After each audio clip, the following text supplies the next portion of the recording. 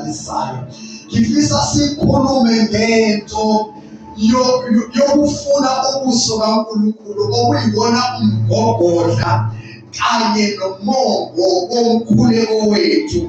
Ukuthi kulo mkhuleko sizofuna ubuso kaNkulunkulu, and lobu buso kaNkulunkulu sifuna ngenhliziyo yethu, lokuyiyona inhliziyo esisubmitha kuNkulunkulu, ngokuba nguye uNkulunkulu okhiphe i-invitation yokuthi funani ubuso bami. Emva kwalokho i-response yethu isithi yebo, ubuso bakho ngiyafuna Nkulunkulu. Amen. So ngifisa namhlanje sibheke into yokufuna ubuso kaNkulunkulu, ukuthi ubuso kaNkulunkulu asifuni ngokuba kulahlekile. Amen. Asifuni futhi ngokuba kukude nathi. Asifuni futhi ngenxa yokuthi asibazi noma kuyinto engatholakali. Kodwa ukufuna ubuso bethu noma ukufuna ubuso kaNkulunkulu ukuza phambi kwesihlalo sikaNkulunkulu. Siphuthuma encwadini yamaHebheru chapter number 4 verse number 16 wakhona indlela ubuso kaNkulunkulu esifuna ngayo, ngokuba lithi iBhayibheli funani ubuso bami.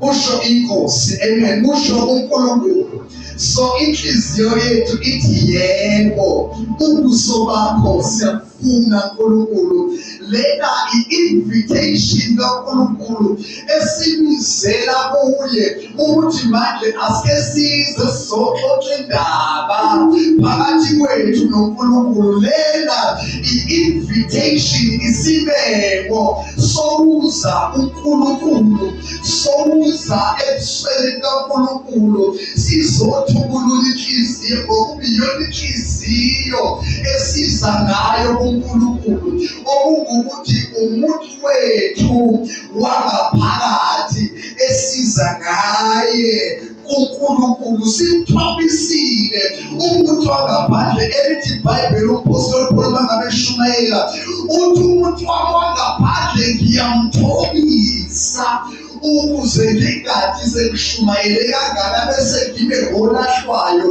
Ngimthobisa ukuze umuntu wangaphakathi aqinise. So inhliziyo-ke iyona eveza umuntu wethu wangaphakathi, umoya wethu okuyiwona esiwusubmitha kuNkulunkulu.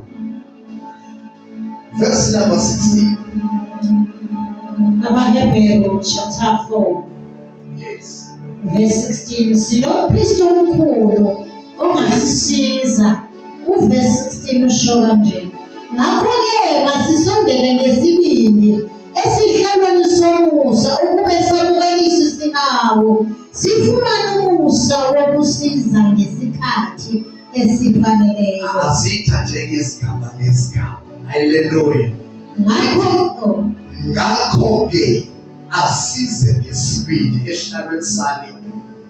Sisondele ngesibindi esihlalweni somusa. Lena i-invitation ethi asize ngesibindi esihlalweni sikaNkulunkulu.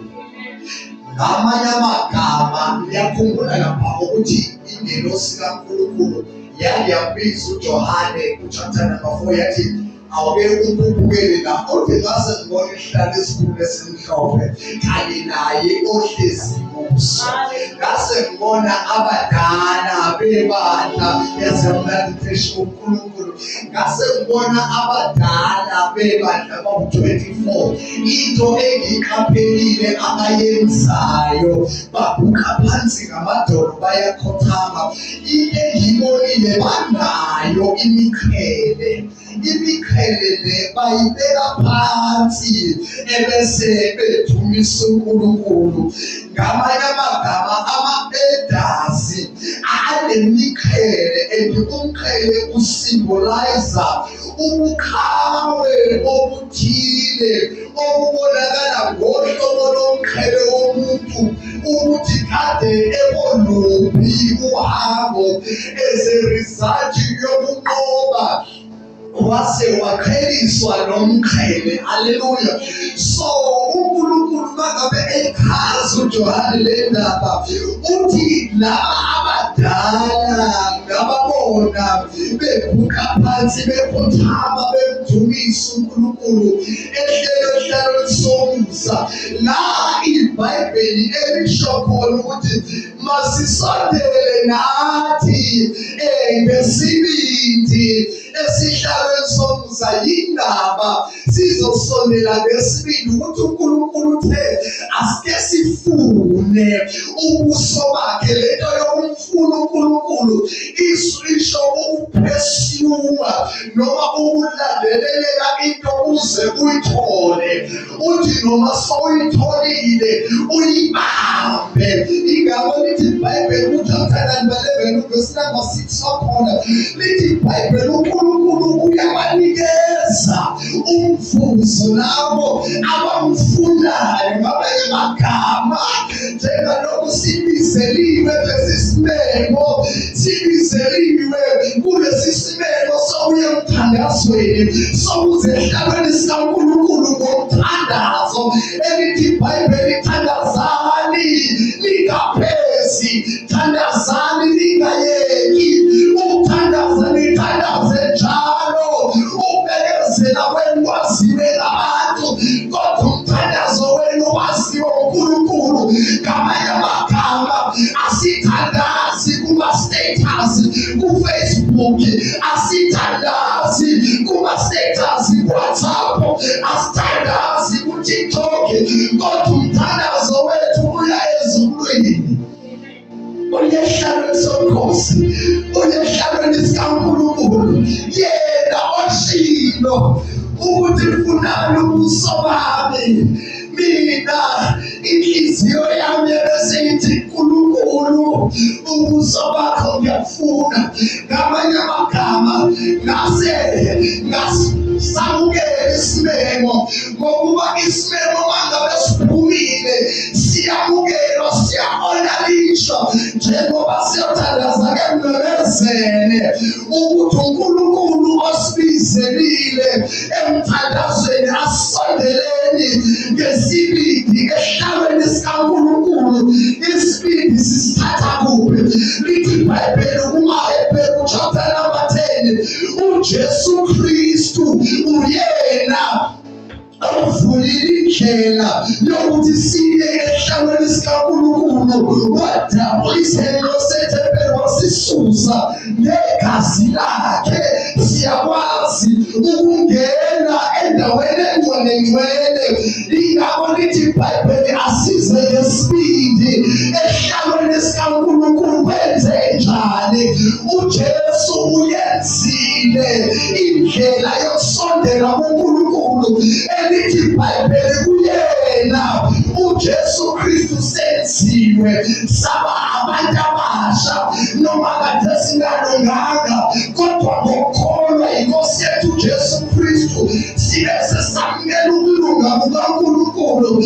Elithi iBhayibheli kumaHebheru Corinthians chapter number 5 verse number 21 wakhona lithi izwi likaNkulunkulu bona yena ongasazange isono, uNkulunkulu wamenza isono ukuze laba abonile babe ukulunga kaNkulunkulu. Iyona into eyenza ukuthi size ngesibindi ehlalweni sikaNkulunkulu, sisondele ngesibindi. Ngamanye amagama kuloMkhulu uNkulunkulu uzozambula ukuthi uNkulunkulu ubani. Ingasohlangana umuntu nomuntu ezohlangana khona noNkulunkulu wakhe.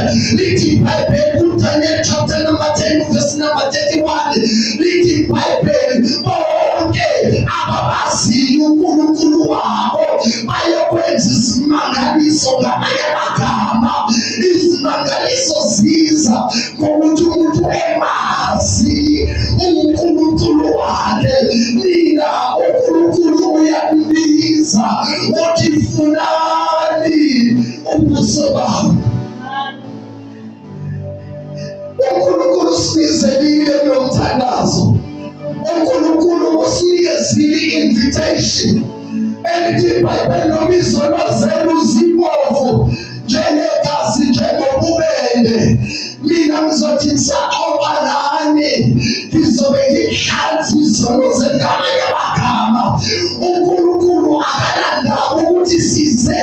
kanjani. uNkulunkulu itayibhekile end result, uguquko oluza ngokuthi umuntu ehloniphile isimemo sokuza kuNkulunkulu. Lithi iBhayibheli, wozani sike sithethe indaba, noma ngabe izono zenu zibomvu, noma ngabe ububi benu busithile, busithile ubuso bami namehlo ami, into efinyeza nengalo yami, kodwa manje ngiyambiza ngithi wozani, ngoba uJesu uliphikisile ubuthonga kanye nesono esivimba umuntu ebusweni kaNkulunkulu. Izono zaxolelwa ngoJesu, uthi uNkulunkulu asiyise. Sizothi sisaxoxa kanjalo noNkulunkulu emthandazweni, sisaxoxa kanjalo noNkulunkulu endumisweni, uNkulunkulu abe busy esihlanza, esingcwelisa, esihlambulula, esenza ukuthi simazi uNkulunkulu. Emva kwalokho kuyakube sekwenzeka izimangaliso, kuyakube sekwenzeka izibonakaliso, kuyakube sekwenzeka izinto ezingakhulumekiyo, ngokuba size kuye onamandla okwenza okungaphezulu kwesicabangayo nokungaphezulu kwesicelayo. I-invitation ithi wozani ngesibindi, sondelani ukuzenza kwamukela. Ngamanye amagama, lento yokuya uNkulunkulu njengoba siyothandaza ifomu yokwamukela. Lokhu uNkulunkulu lithi iBhayibheli, samukela umusa, samukela isihawu. Ngamanye amagama, samukela into esingayideserve, samukela into engasifanele, samukela into esingayisebenzelanga. Okungukuthi ukuyothandaza kwethu akona ukusebenza, kodwa ukuthandaza kwethu kuyindlela yokwamukela, kuyindlela yokwamukela yokuhonorisha isimemo. Emva kwalokho sibe sesizithathela esandleni sikaNkulunkulu, sibe sesizithathela esihlalweni sikaNkulunkulu ngenxa yokuhonorisha isimemo, ngenxa yokuhlonipha isimemo, ngenxa yokuthi sizile uNkulunkulu ethi ufunani ubuso bami. Emva kwalokho sabe sesiya kuNkulunkulu, sehlala naye uNkulunkulu sesiphambi kwakhe. Lithi iBhayibheli, mangabe sesimfuna-ke kanjani uNkulunkulu, ube sesiriwada. Ngamanye amagama, uNkulunkulu akariwadi noma ubani, kodwa uriwada labo uNkulunkulu unikeza labo abamfunayo umvuzo, abamfunisisayo. Elithi iBhayibheli, uNkulunkulu esezulwini ubhizi uyafuna emhlabeni, ufuna uhlobo othile labantu abazomfuna uNkulunkulu bemfunisisise. Emva kwalokho uNkulunkulu bese yabavusa. Lithi iBhayibheli kuMathewu chapter number 6, mangabe uNkulunkulu eqala ekhuluma uJesu efundisa ngalento yokufuna uNkulunkulu, uthi ngene endlini yakho uvala umnyango, uthi uJesu ngene endaweni yakho yokuthandaza, ucishe yonke into engasike ikuphazamise. Uthi uJesu valani amafoni enu anganiphazamisi ngesikhathi sokuthandaza.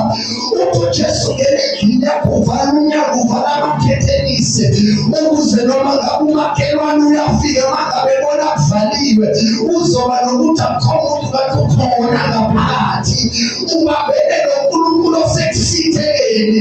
Elithi iBhayibheli, noNkulunkulu othandaza kuye ekusithekeni uzobe sekunikeza umvuzo phakathi kwabantu.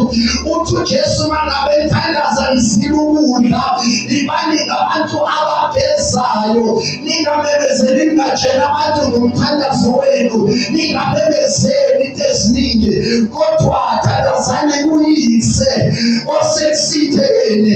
Ubaba osekusithekeni uzakunivuza phakathi kwabantu. uNkulunkulu uyabavuza labo nalabo abamfunisisa.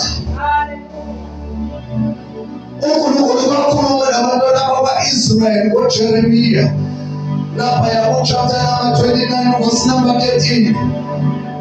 Lithi izwi lenkosi uNkulunkulu uthi ngifunele ngenhliziyo yonke ngizawungithola. Ngamanye amagama lento leyisinikeza isiqiniseko sokuthi umthandazo wethu uphendulile ungakathandazi. Umthandazo wethu uNkulunkulu sowuphendulile vele singakathandazi. Ngoba into ithi uma nilalela nokulalela izwi lami nigcina umyalelo wami, mina Dabuwe sengilibusisa. Lento ethi funani ubuso bami bese ngaliphendule lithi Nkulunkulu ubuso bakho siyafuna ukugcina nokulenza izwi likaNkulunkulu. Ngamanye amagama asaphili ukuthanda kwethu kodwa sesiphila ngokuthi uNkulunkulu uthini. Elithi iBhayibheli uNkulunkulu mangabe ekhuluma kithi ukukhuluma kwakhe kuwukuphila kanye nomoya. Ngamanye amagama sikhuluma silalele izwi likaNkulunkulu. uNkulunkulu ekhuluma kanye nathi silenza izwi lakhe. The Spirit of God is imparted to us. Hallelujah. Hallelujah. So lento ke loNkulunkulu ihamba kanjalo egameni likaJesu. Amen. Lento yokumfuna uNkulunkulu iza kanjalo ukuthi mangabe sike saye emthandazweni senza lento uNkulunkulu ayishilo kube sesivusa phakathi kwabantu. U-Isaya washayela ekhuluma nabantwana bakwa-Israyeli wabesethi u-Isaya mfuneni uNkulunkulu senotholo. Akememezele ukuthi namhlanje njengoba siyoqala umthandazo phakathi nobusuku, umthandazo wethu uqala, into yethu yokufuna uNkulunkulu iqala. Akememezele ukuthi sivele sesimtholile uNkulunkulu ngokuba lithi izwi loNkulunkulu nalaba abangamfunanga bangithola. How much more mangabe sisenza lento uNkulunkulu ayishilo ukuthi thandazane. Uma ngabe nithandaza ubaba osezulwini uyakuvusa. Uma ngabe nizila ukudla ubaba osesithekeni uyakuvusa. Uma ngabe ninikela uNkulunkulu osesithekeni uyakuvusa. Ngamanye amagama uhamba kwethu bonke, ukukhuluma kwethu bonke makube okudumisa uNkulunkulu, makube okuveza uNkulunkulu kukaNkulunkulu owenzayo ukuthi sibe nomvuzo. Umvuzo wethu awukhawuke ebantwini noma ngabe ezinye izinto sizenza kubantu, kodwa umvuzo wethu usuqhamuka ezulwini. Njengalokhu siyothandaza ukuthandaza wethu, asithandazeli ukuthi abantu babone ukuthi siyathandaza, asithandazeli ukuthi kuthiwe leli bandla liyathandaza, kodwa asithandaza kubaba osekusithekeni. And ubaba osekusithekeni uza kusivusa phakathi kwabantu. Ubaba osekusithekeni uza kuvela njengoba kuyisonto lokuqala sizothandaza umthandazo owake washiwo u-Isaya wathi Nkosi ngisibonile isidingo sakho, ngikhona thumani. Lithi iBhayibheli uNkulunkulu wakwabambuhlangane ezulwini wathi khona ukuthi engifuna ukumthuma kodwa manje angazi ukuthi ngingathuma bani. Wathi u-Isaya uNkulunkulu yebo ngumuntu ongumoni, ngihlala phakathi kwezoni, izindebe zethu zingcolile kodwa-ke ngikhona. Akememezele ukuthi leli sonto lokuqala sizothi mayenzeke uNkulunkulu intando yakho, sikhona. Sebenza nathi wena oqalayo umsebenzi, wena futhi awuzokuveza. Sikhona ukuba siyenze intando yakho uNkulunkulu. Sizosho kanjalo ezisifuna ubuso kaNkulunkulu ukuthi uNkulunkulu sikhona. Ibona nokumzimba osilungisele wona uNkulunkulu ukuba siyenze intando yakho. Asiphakame sibe ngenyama. Siyekosini.